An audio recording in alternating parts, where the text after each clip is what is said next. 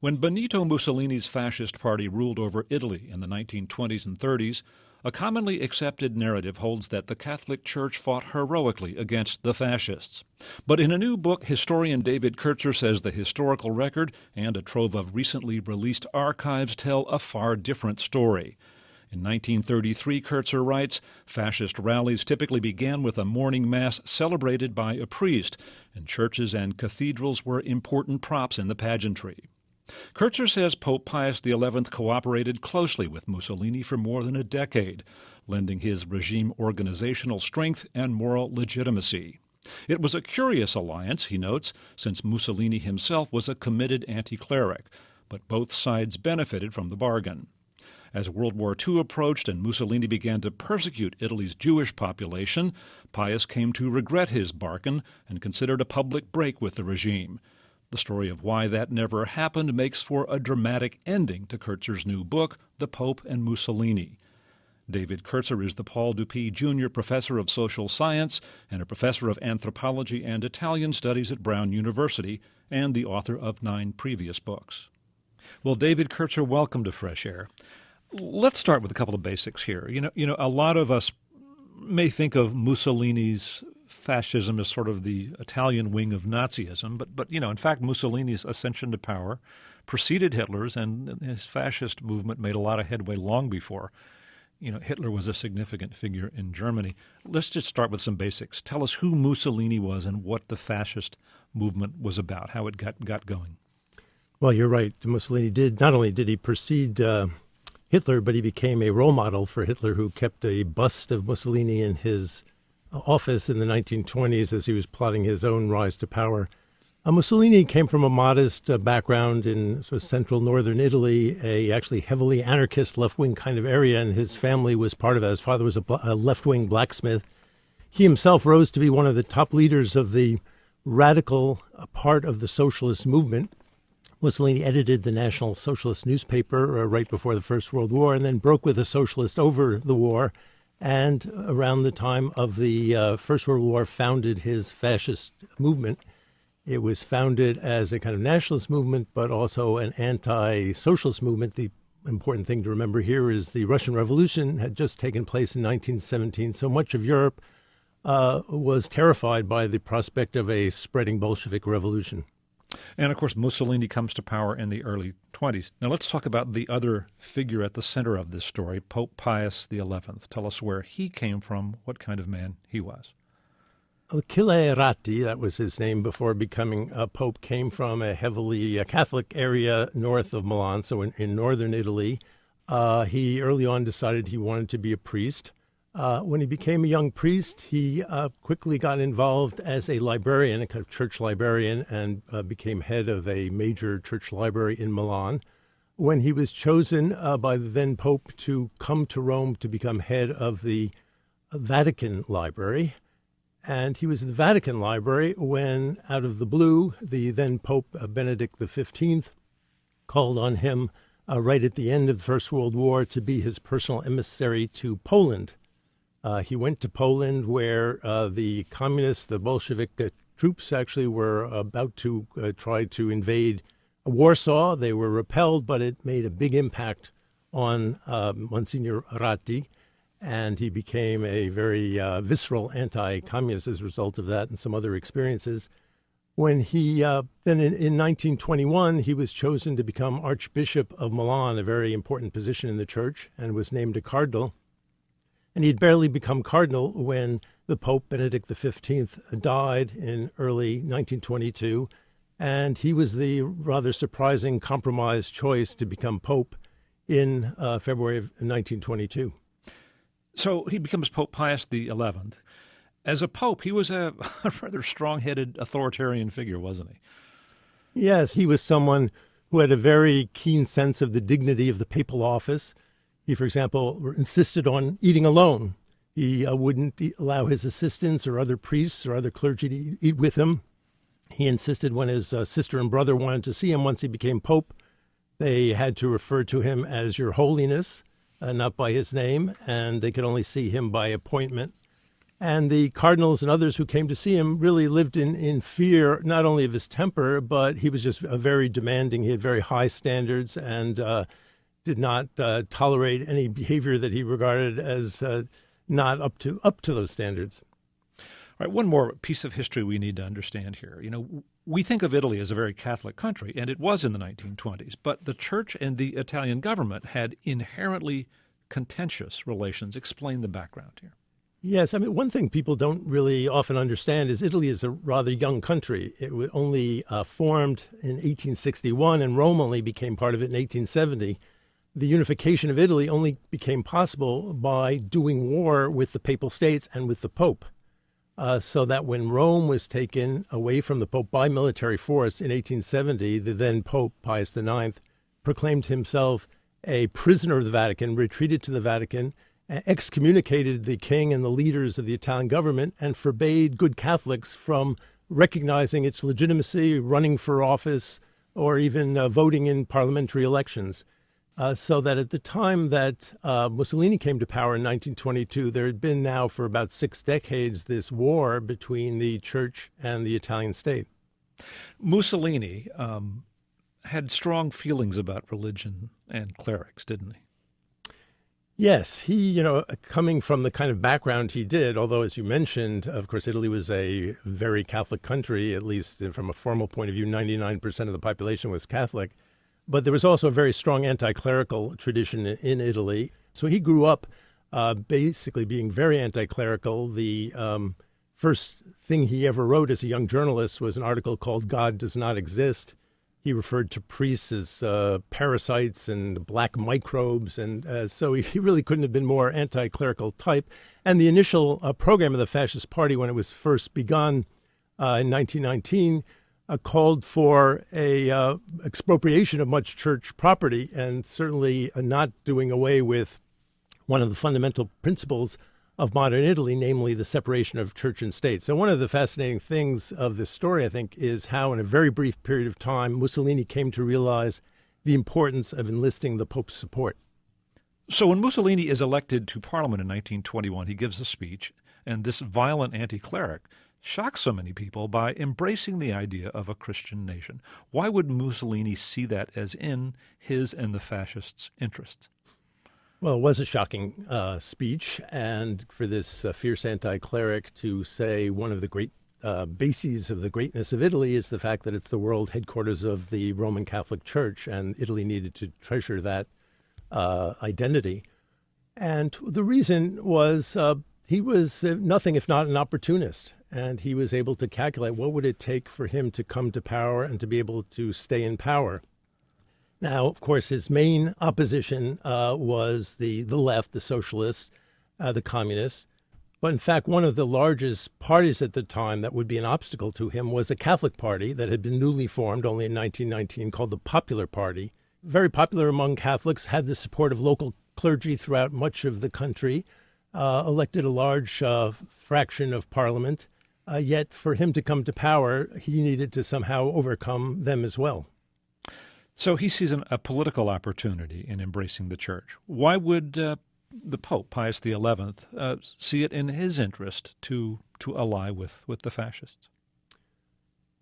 Well, as we were discussing earlier, the popes had seen the Italian government as enemies, basically. They had rejected the notion of separation of church and state. They had lost their privileged position in society. And they had always called that system illegitimate. They saw, Pius XI began to see at least the possibility that Mussolini might be the person sent by God, the man of providence, as he would later refer to him as, who would reverse all that, who would end the separation of church and state, restore many of the prerogatives of the church. And at the same time, as the Pope was very worried about the rising socialist movement, again, in the wake of the Russian Revolution, and saw Mussolini as the man who was the best bet, perhaps, to prevent a socialist takeover of Italy. And neither man had any particular affection for liberal democracy either. That's right. Of course, Mussolini, for him, the parliamentary system was part of what was holding Italy back. And for the Pope, the popes had never been fond of parliamentary democracy. for a variety of reasons. One was if they were going to make a deal with the government, they felt, and this was something the Pope had expressed, how were they to be sure that the next parliament wouldn't just reverse whatever the previous parliament had voted in? Whereas with a strong man like Mussolini, things would be different. A real deal could be made. And the church believed in, an authoritarian view, I suppose, of personal conduct, too. I mean, they had very clear moral scriptures and liked the idea of them being rigidly enforced. Yes, and later on, the Pope, in fact, would say, the true totalitarian organization is not the fascist state or the fascist party; it's the Roman Catholic Church. And you have to realize the big break that would come with the Second Vatican Council around 1960. But back in the 1920s, 1930s, the Church still held, and the Pope still held, to a quite medieval vision that believed there should not be freedom of speech, freedom of association, freedom of conscience, freedom of religion. These were all bad things. So Mussolini becomes the dictator, and the Catholic Church generally supports him. And then in 1929, they reach a historic agreement. Tell us what that was about. Yes, so beginning actually shortly after this crisis, 1924, 1925, the Pope agrees to enter into secret negotiations with Mussolini about coming up with an agreement that would put an end to this decades-long dispute between the Italian government and the Catholic Church. It's carried out by an envoy of the Pope and a representative of Mussolini. And this leads to the agreement, which is referred to as the Lateran Accords, because it was announced at the St. John of Lateran Church on February 11th, 1929, which puts an end to the disagreement between the Church and the Italian state, and which provides a variety of benefits to the Catholic Church and basically ends the separation of church and state in Italy. As Mussolini became more entrenched in power, how did his behavior and self-image change? Well, this is now the story of the 1930s after the agreement with the church, and Mussolini is getting to lose contact with reality. He's surrounded by sycophants of various types. He's created this incredible cult of the Duce, so they're big slogans all over sides of homes and barns and whatnot. Mussolini is always right. Mussolini ha sempre ragione. Mussolini is always right. And he began to have delusions of grandeur.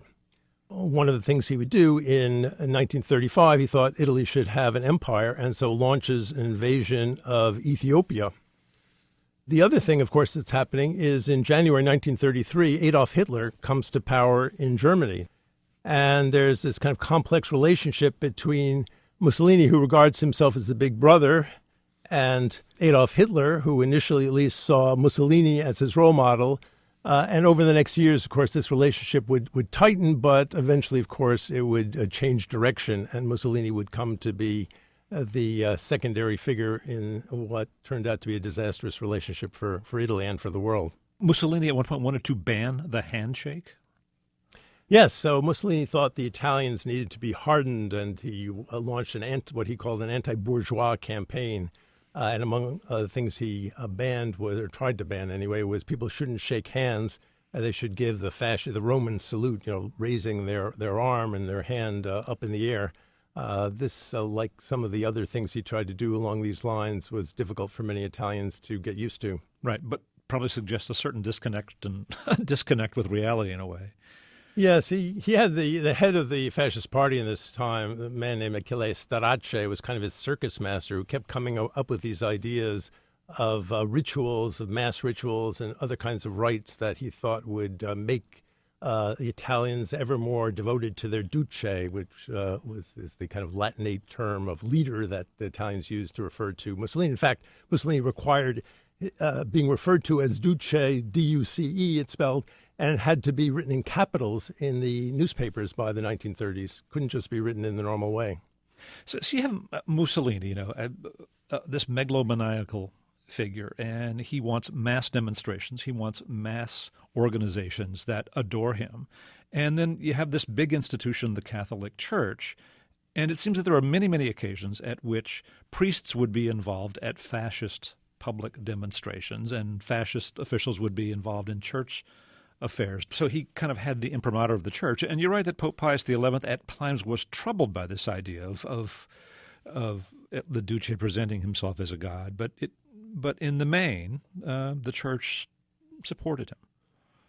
Yes, the church continued to support him. One of the, I think, the dramas that I tried to tell in my book that we can now know really for the first time, because it's only recently that the Vatican archives for this period opened up, is that Pius XI had increasing doubts about Mussolini, especially both his megalomania and his increasing embrace of Hitler, whom this Pope Pius XI despised. And but despite those worries, at least until the last months of his life, he was reluctant to lose the benefits that came from the alliance that the church had with Mussolini and the fascist regime. Yeah, I want to focus on Germany and the Pope's change of heart in a bit. But when Mussolini decided that Italy needed an empire, and so he launched this invasion of Ethiopia, and the world was treated to these horrible displays of Italian planes bombing Ethiopian villages, dropping chemical weapons. Mm-hmm. There was quite an outcry. How did the church respond to this? Well, this actually was one of the crucial periods of church support for the fascist regime, because when Mussolini invaded the Ethiopia, which was in early October 1935, the League of Nations proclaimed a boycott. Actually, Ethiopia was a member nation of the League of Nations. They proclaimed a boycott of Italy, and so Mussolini felt internationally isolated and needed not only internal church support, but also something I was able to discover through these newly available documents in Rome, was able to use the Vatican to help him abroad to, for example, prevent the United States from joining in the boycott, which was extremely important to him. So the Pope had Catholic cardinals around the world, including in the United States, essentially lobbying in support of Italy and its policies. Yes, I mean, I teach at Brown University here in Providence, Rhode Island, and I think the Italian-American community here was typical. It was very pro-fascist, pro-Mussolini. They were proud of Mussolini, who seemed to put Italy on the map.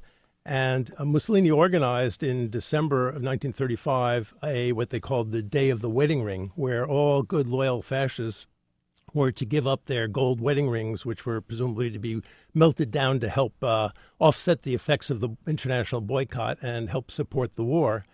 In Providence, Rhode Island, hundreds and hundreds of Italian Americans gave up their wedding rings to the consul of the fascist Italian government who represented Rome here in Providence. But similar things happened elsewhere. In Italy itself, priests, bishops, cardinals had their gold pectoral crosses melted down for the fascist cause, the cause of the Ethiopian War. So this was very important to Mussolini and to the pursuit of the war.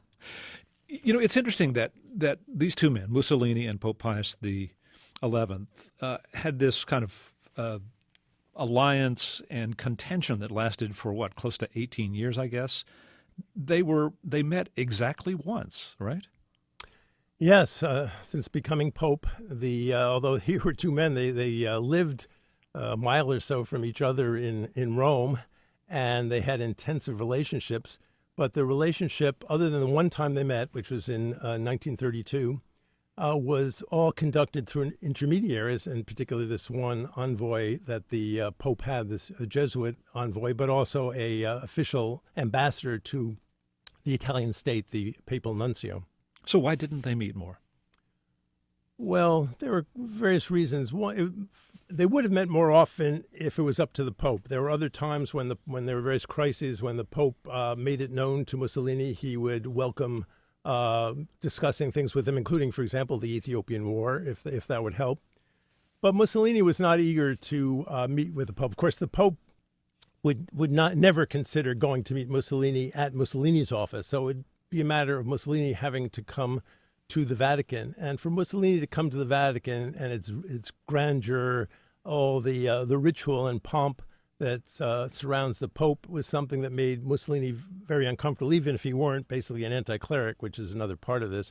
So Mussolini would never agree to meet one-on-one with the Pope again.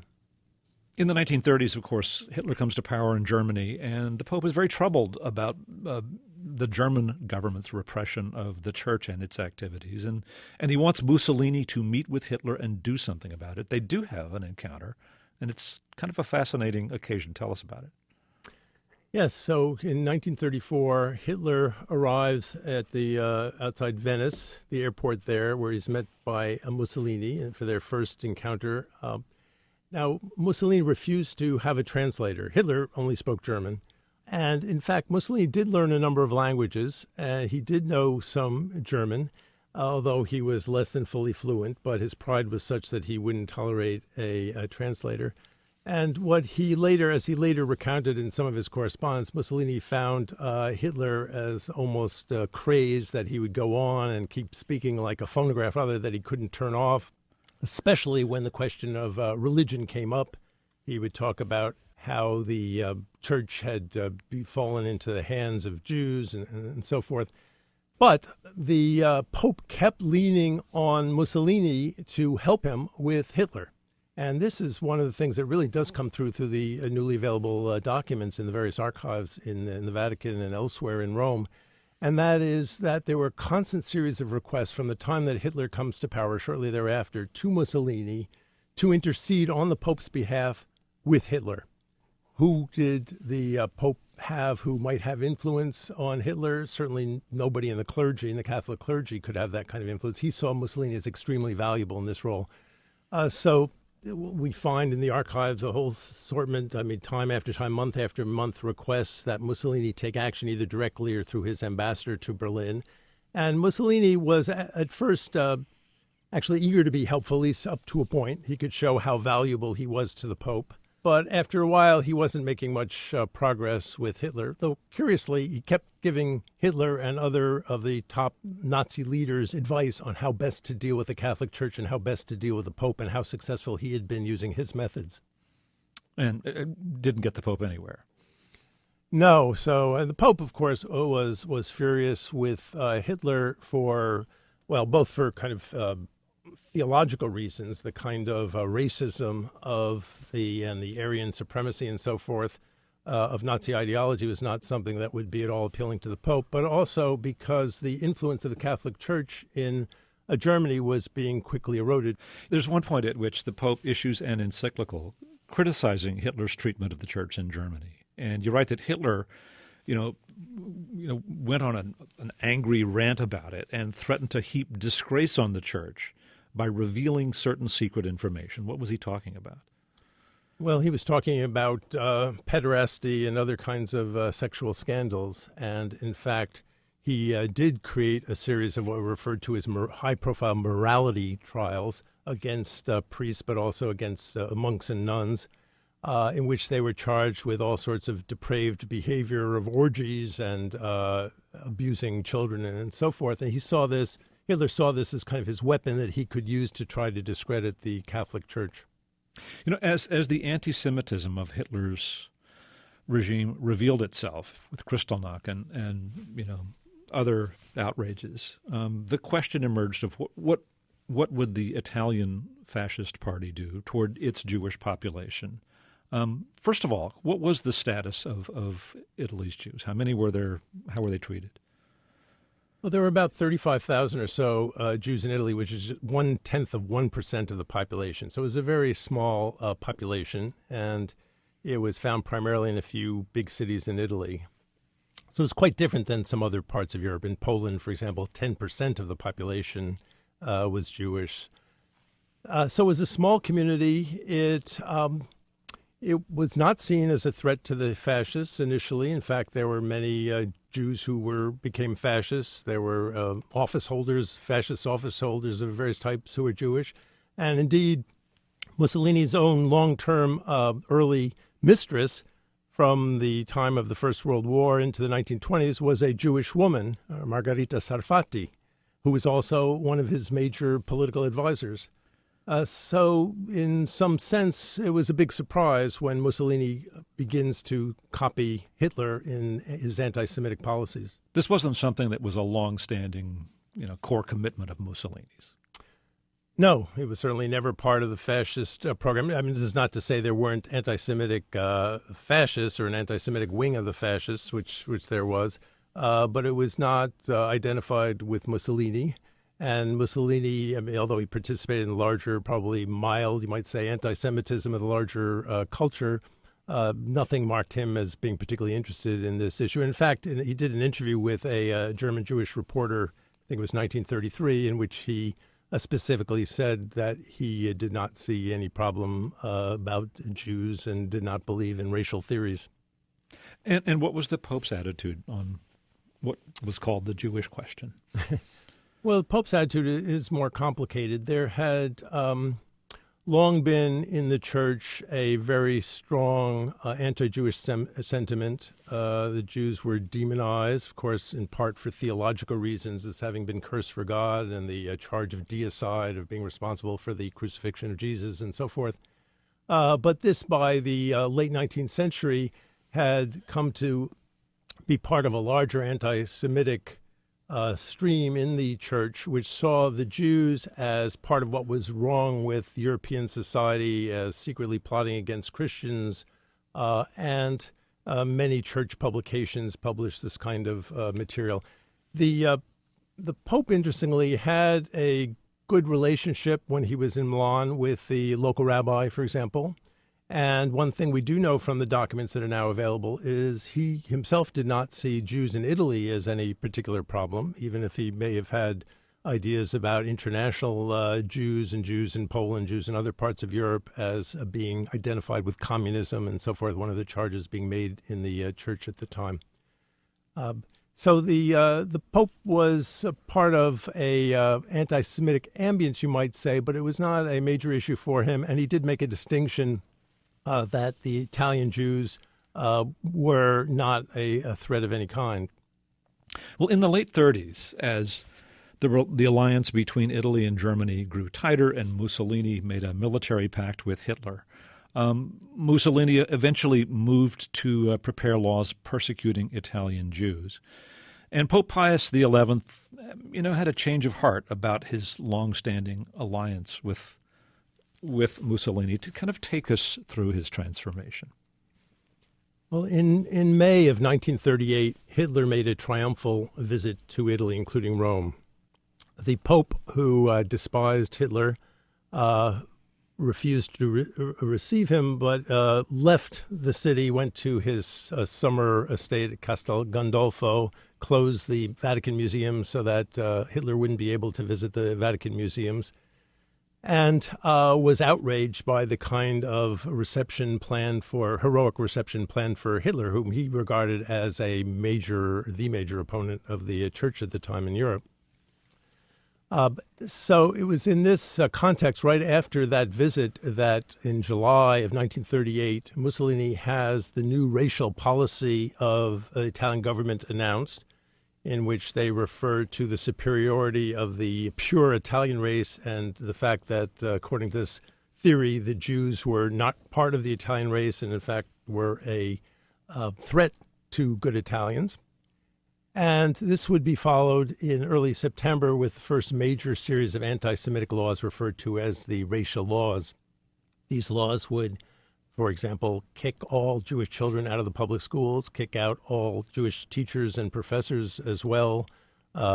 Jewish members of professions wouldn't be able to practice their professions. Jewish members of honorary societies would be thrown out, and so forth. So this was a very dramatic time for the Jews in Italy and came as a big shock because there really wasn't much precedent for this under the fascist government. So it was at this time that the Pope, who was already upset with Mussolini for getting into bed with Hitler, began to be even more alienated.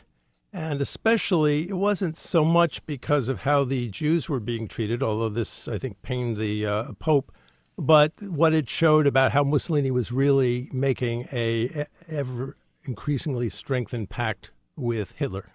This is a remarkable time you write about in the book where, the Pope is elderly, his health is failing, and it's clear that he is very troubled and takes steps which it seems would lead to a very public condemnation of Mussolini and anti-Semitism. He drafts this, he charges an American cleric, John Lafarge, with drafting an encyclical, which seems like it's going to be a very sharply critical view. But he was surrounded by many people in the Vatican who just weren't going to let this happen. That's right. In fact, when he picks this American Jesuit, John Lafarge, who's known for his work against racism, and that is anti-black racism in the United States, for this task of drafting an encyclical against anti-Semitism and racism, he does it without letting his Secretary of State, Eugenio Pacelli, know, or the other people around him. Clearly, he doesn't have confidence that they would share his view that he should be doing this, because they would be worried about irritating Mussolini and Hitler as well. So he is making these various moves, but yet, for example, the newspaper of the Vatican Daily newspaper, which is not under censorship, L'Osservatore Romano, publishes shortly after the new racial policy is pronounced in mid-August, and just before the racial laws, anti-Semitic racial laws will go into effect in mid-August 1938, publishes a piece basically calling for measures to be taken against the Jews, seeing the Jews as a danger, saying the church had always called for restricting their rights, saying that the church had opposed giving the Jews equal rights, liberating the Jews in Europe of the previous century. This piece in the Vatican Daily newspaper is then picked up by the fascist press throughout Italy to justify the imposition of the anti-Semitic racial laws that would go into effect very shortly thereafter. This is just one example. So what you see, if you're looking in the archives, is exactly how these people around the Pope, largely in the Secretary of State's office, but not only, for example, the world head of the Jesuit order is a very important player here as well, how they are able to thwart the will of the Pope. You know, I have to say, I mean, there's an ending to this story, which it's written, like a thriller, like a novel, as the 10th anniversary of the Lateran Accords, which was this historic agreement between the Italian government and the church. The 10th anniversary is to be celebrated. It appears the Pope is determined to make a public condemnation of the fascists and really a rupture of that relationship. But it just doesn't happen. You want to tell us the story? Yes. In fact, one of the things we learned from Mussolini's correspondence is he was convinced that the Pope was going to use the occasion of that 10th anniversary celebration, which he invited all the bishops of Italy to St. Peter's for a speech, that the Pope was going to denounce Mussolini and the alliance with Hitler in that speech. So Mussolini was desperately afraid of exactly that. Of course, the timing of the Pope's death has led to various conspiracy theories. This big speech that all the bishops were called in to hear, that the Mussolini was so worried about, was to take place on February 11th, 1939. The Pope dies on February 10th, the day before he's supposed to give the speech. Whether or not you believe in any of these conspiracies, I didn't find any evidence of any foul play myself in the archives. But one thing we do know, and that we do recently know because of the newly available documents in the archives and in the fascist archives, is that immediately after the Pope's death, the Mussolini got word to the Secretary of State, Cardinal Pacelli, who is now as the Chamberlain in charge of the Pope's effects, and basically requests that Pacelli destroy all copies of the speech, because the Pope actually had made 300 copies of the speech to give to all the Italian bishops when they came. Mussolini wanted these destroyed. So do we know what was in the speech? The text of his speech only comes out many decades later and was hidden from view until recently. It's, you're reading it now, it's not the thundering denunciation of fascism that one might like. On the other hand, it was pretty strong stuff. It warned the bishops that there were fascist spies everywhere. They should watch what they said. He again denounced racism. So it was a kind of speech that Mussolini would certainly not have liked to hear, much less Hitler. We should say what became of the Jewish population of Italy, which was subject to these racial laws, which, initially had dealt with banning them from certain occupations, banning kids from public schools, but did not, mean that there were Italian concentration camps. What became of the Italian Jewish community as the war proceeded? Well, actually, there were Italian concentration camps, although there were not extermination camps. But you're right. The racial laws had never envisioned the mass murder of the Jews of Italy. But in 1943, Mussolini is overthrown, and Hitler sends German troops to flood through the Italian peninsula, take over all of central and northern Italy, take control of Rome. The Allies are now trying to battle their way up from Sicily, from the south of the boot up north, but it will take a couple of years until till the end of the war, till they make their way all the way up there. So the Jews now are subject to the Nazi policies of extermination. The Nazis enlist their fascist Italian collaborators to help locate the Jews and to deport them, largely to Auschwitz.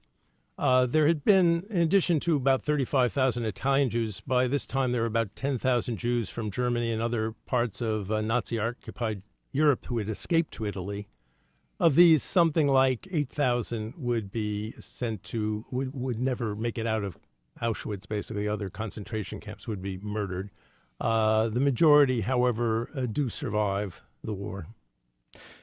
You write in the author's note that the common narrative is that the Roman Catholic Church fought heroically against Italian fascism, and that the Catholic action, these clubs or these groups that were supported by the church, had been on the forefront of finding fascism. And your book tells a very, very different story, and it strikes me how much of this was actually publicly known at the time, or at least written about, if in some Italian papers and in some foreign newspapers. How did this narrative of the church fighting fascism prevail if so many of these events seemed to be observed at the time? Well, I think this is a fascinating question, and it's part of a larger question, namely Italy remaking its fascist past. So it's not just the Catholic Church. If you think of Italy right after the war, they had been fascists for 20 years. They had been allies of Hitler. Italian forces had fought alongside of Nazi forces in the Eastern Front, in the Soviet Union, and in Africa, elsewhere, the Balkans. Italy needed to remake its history, and it was rather shameless in remaking its history into an anti-fascist history. Politically, the most important actor at the time was the Christian Democratic Party that would emerge from the war as the major political force in Italian politics, would rule Italy for decades. For them, it was absolutely essential that the church be seen as part of anti-fascism, not as part of the collaboration with fascism. And so, but at the same time, it was more generally, given that a great majority of Italians were part of fascism in one way or another, it was in everybody's interest to come up with a new narrative and not to look too skeptically at these new stories, even though people who lived through them knew how off base they actually were. Well, David Kertzer, it's been interesting. Thanks so much for speaking with us. My pleasure. David Kertzer is a professor of social science, anthropology, and Italian studies at Brown University. His book is The Pope and Mussolini, The Secret History of Pius XI and the Rise of Fascism in Europe.